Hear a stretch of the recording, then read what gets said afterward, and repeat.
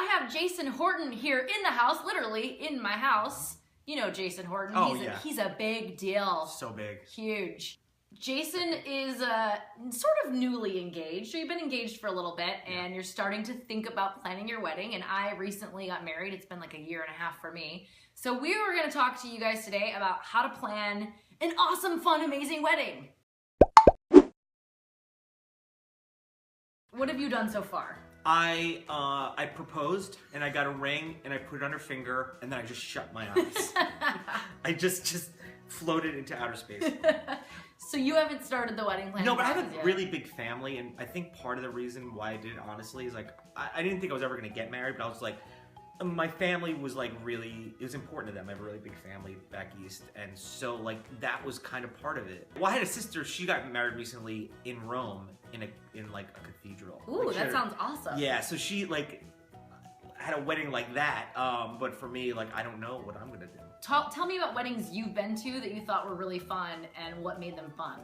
Well, a destination wedding. I had one sister got married in the Bahamas, so we did a cruise. So I think that was just like kind of inherently, it's supposed to be fun for everybody, not just the people getting married, even though they're the center of attention. Like I said, another sister who got married in Rome, so that was an expensive destination wedding. Yeah. But it was really, really cool and like a really like a once in a lifetime experience. So I like that kind of thing. Yeah, destination weddings. Some of the funnest weddings I've been to is destination, because you're all in one place and you might not know everyone who's at the wedding, but you're spending that whole weekend or week or however long you're there together to get to know all the other people at the wedding, and it makes, you know, the wedding's usually towards the end of it, and it makes for just like the funnest group of people partying. Well, you don't want people to like, oh god, that was such a burden to go to. You know what I mean? Like I traveled all the way somewhere and it's a burden to go to. It's like, wait, so I get to go to this wedding and like, oh, I get to like be in like a cool destination, or I'm in Las Vegas, or I'm in LA or New York or whatever.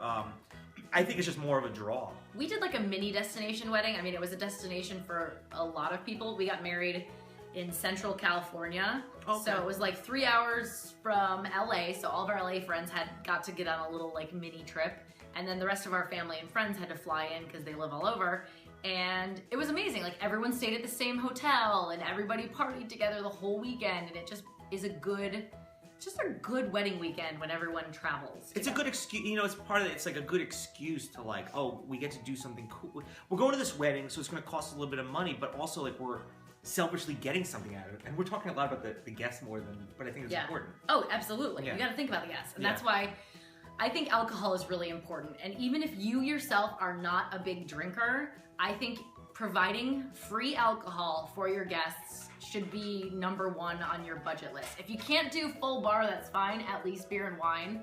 But cash bar to me is a big no-no. No, absolutely, yeah, that's absolutely. I wouldn't go to something in LA, like an event or something like that, if it was like a cash bar thing. I'd be like, no, why should I come to your thing?